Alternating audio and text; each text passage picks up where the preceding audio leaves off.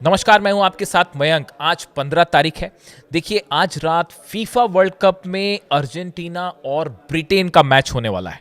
लेकिन इसी मैच के बीच एक सवाल सोशल मीडिया में तेजी से वायरल हो रहा है कि क्या फीफा वर्ल्ड कप खत्म होते ही ईरान के ऊपर एक और बड़ा हमला होने वाला है और क्या ऑल आउट वॉर ईरान के खिलाफ शुरू हो जाएगा जैसे ही ये फीफा वर्ल्ड कप खत्म होगा। देखिए, ऐसा क्यों कहा जा रहा है? डोनाल्ड ट्रंप का एक बयान सामने आया है जो आज रात अर्जेंटीना और ब्रिटेन का मैच है, इसके ठीक पहले ये बयान सामने आया है। हम उस बयान का जिक्र करेंगे और साथ ही ये भी बताएंगे, इस पर चर्चा होगी ही कि सोशल मीडिया में अर्जेंटीना और ब्रिटेन के इस फुटबॉल मैच में किसको बड़ा दावेदार माना जा रहा है। तो हम दो मुद्दों पर चर्चा करेंगे इस मैच में। अर्जेंटीना और ब्रिटेन का जो फीफा वर्ल्ड कप में सेमीफाइनल मैच है, इसकी चर्चा करेंगे और दोनों ही देशों के बीच में खासी राइवलरी रही है, इसकी चर्चा होगी। और इसका ईरान हमले का क्या कनेक्शन है, इसको लेकर एक्सपर्ट्स क्या राय दे रहे हैं, उसकी चर्चा होगी। देखिए, मैं आगे बढ़ने के पहले एक इतिहास रहा है अर्जेंटीना और इंग्लैंड का। वर्ल्ड कप, जो फीफा वर्ल्ड कप हुआ उसमें हमेशा, और इन दोनों को एक दूसरे का कट्टर दुश्मन माना जाता है, राइवल माना जाता है जब भी फीफा की बात होती है या फुटबॉल की बात होती है। इसकी कई वजह, इसके पीछे एक इतिहास चला आ रहा है, हम हल्के में उसका जिक्र करेंगे। देखिए, 1966 में वर्ल्ड कप का, फीफा वर्ल्ड कप का जो क्वार्टर फाइनल मैच था, इस मैच में अर्जेंटीना के कप्तान एंटोनियो रेटिन को रेफरी ने रेड कार्ड दे दिया था, जिसके बाद दोनों देशों के बीच खासी तल्खी देखी गई। और अर्जेंटीना के कैप्टन को जब रेड कार्ड दिया गया तो उसके बाद अर्जेंटीना ने कहा कि ये थेफ्ट ऑफ द सेंचुरी है, सदी की सबसे बड़ी चोरी है, इस तरह की बात उन्होंने कही।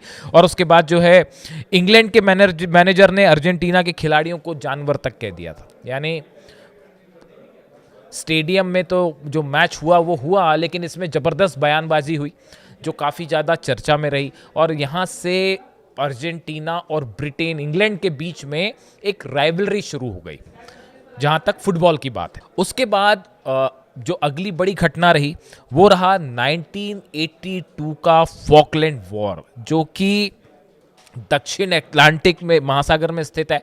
फॉकलैंड आइलैंड जो है वो, और अर्जेंटीना और ब्रिटेन के बीच इस फॉकलैंड आइलैंड को लेकर एक जंग हुई।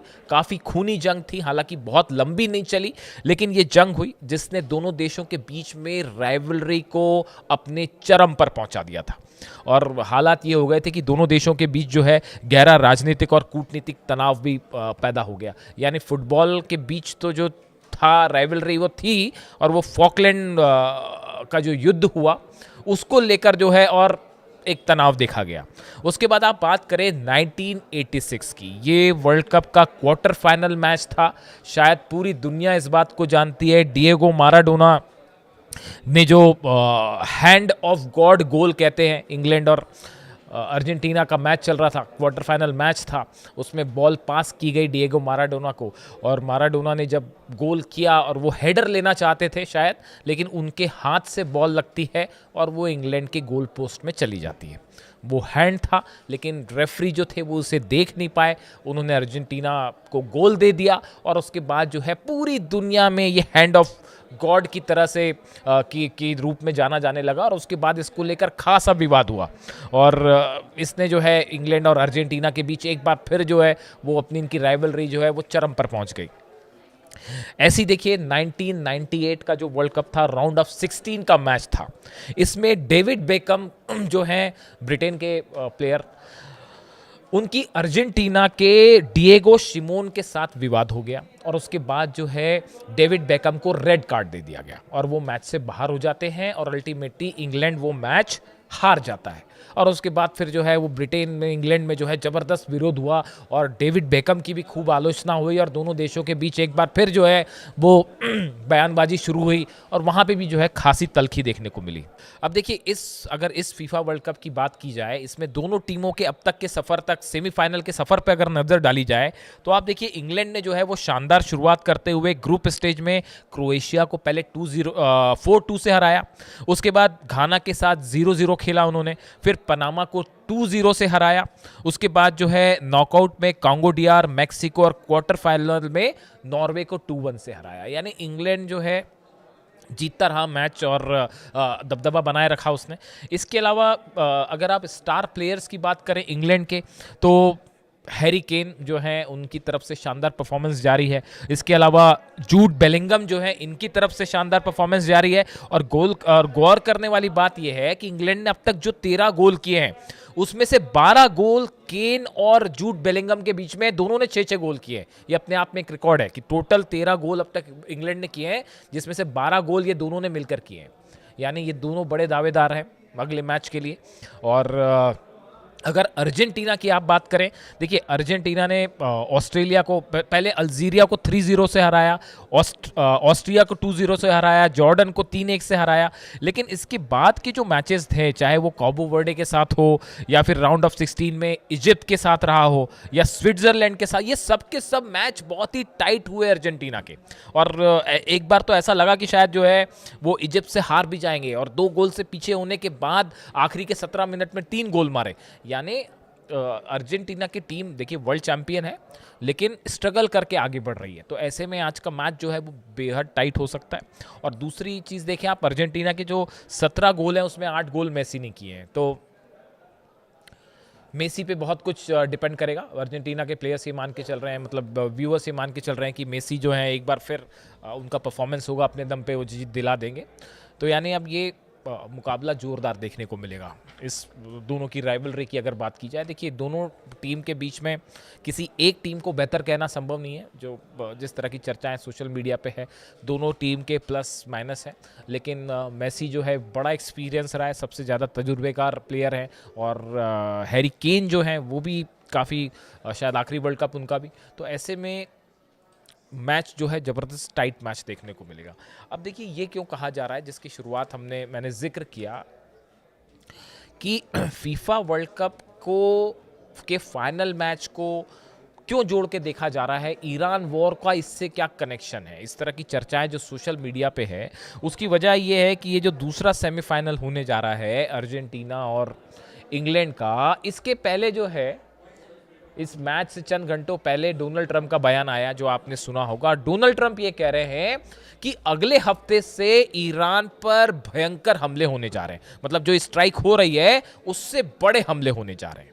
तो अब ये डोनाल्ड ट्रंप ने अगले हफ्ते अभी कर देते, अगले हफ्ते का क्या इंतजार कर रहे हैं। कई एक्सपर्ट ये राय दे रहे हैं कि क्या इस बात का इंतजार किया जा रहा है कि फीफा वर्ल्ड कप खत्म हो, उसके बाद ये ऑल आउट वॉर शुरू किया जाए, क्योंकि इसका परिणाम बेहद घातक होगा और पूरी दुनिया पे इसका असर पड़ने जा रहा है। पहले मैं बयान बताऊं आपका डोनाल्ड ट्रंप का। डोनाल्ड ट्रंप कह रहे हैं next week it gets really bad for them मतलब Iran. Next week it gets really bad for them because next week comes the power plants, next week comes the bridges. अब Donald Trump ये कह रहे हैं कि अगले हफ्ते हम ईरान के पावर प्लांट्स पर हमला करेंगे और ईरान के ब्रिजेस पर हमला करेंगे, पुलों पर हमला करेंगे।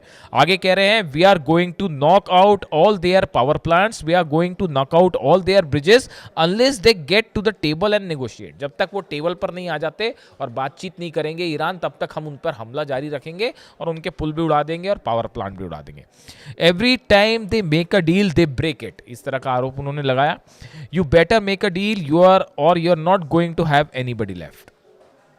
वो ये कह रहे हैं कि अगर ईरान ने समझौता नहीं किया, डील नहीं किया, तो ईरान में हम किसी को कोई बचेगा ही नहीं डील करने के लिए। इस तरह से डोनाल्ड ट्रंप की धमकी आई है। इसके बाद देखिए ये जो इन्होंने नेक्स्ट वीक शब्द का इस्तेमाल किया, कई सारे सोशल मीडिया में जो वॉर एक्सपर्ट्स हैं और कई जानकार जो हैं वो इस बात को शुरू से रख रहे थे कि जो सीज फायर भी हुआ, क्या ये पूरा फीफा वर्ल्ड कप को देखते हुए किया गया। बहुत बड़ा अमाउंट इन्वॉल्व होता है उसमें, एडवर्टीजमेंट से लेके तमाम चीज़ें होती हैं।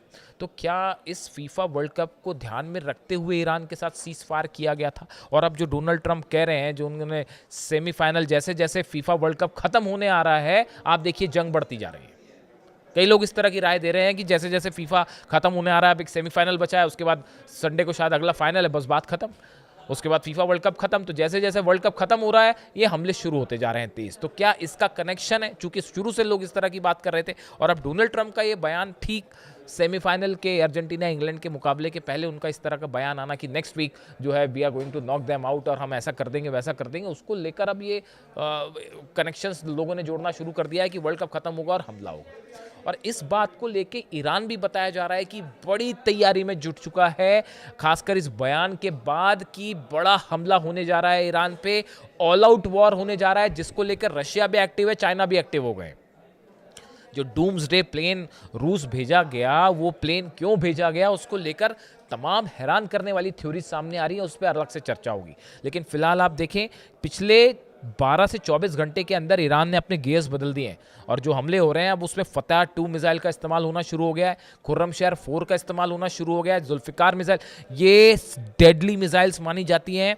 अभी तक ईरान की तरफ से हमले हो रहे थे, शाहिद ड्रोन से हमले हो रहे थे, या फिर इमाद या कद्र जैसी मिसाइल जो है उनसे हमले हो रहे थे, लेकिन अब उन्होंने जो है अपनी ज़्यादा खतरनाक मिसाइल्स बाहर निकाल दी हैं, जो कि जिन्हें रोकना अमेरिका के डिफेंस के बस की बात नहीं है। जब पेट्रियट सिस्टम के ऊपर हमला हो सकता है और वो तबाह हो सकता है, तो फिर कैसे पेट्रियट सिस्टम रोक पाएगा?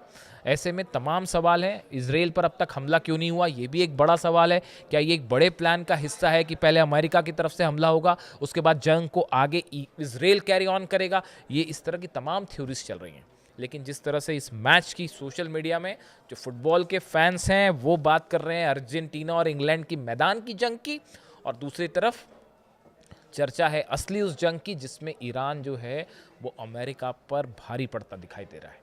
इससे जुड़ा जो भी अपडेट होगा आप तक पहुंचाएंगे। Thank you so much.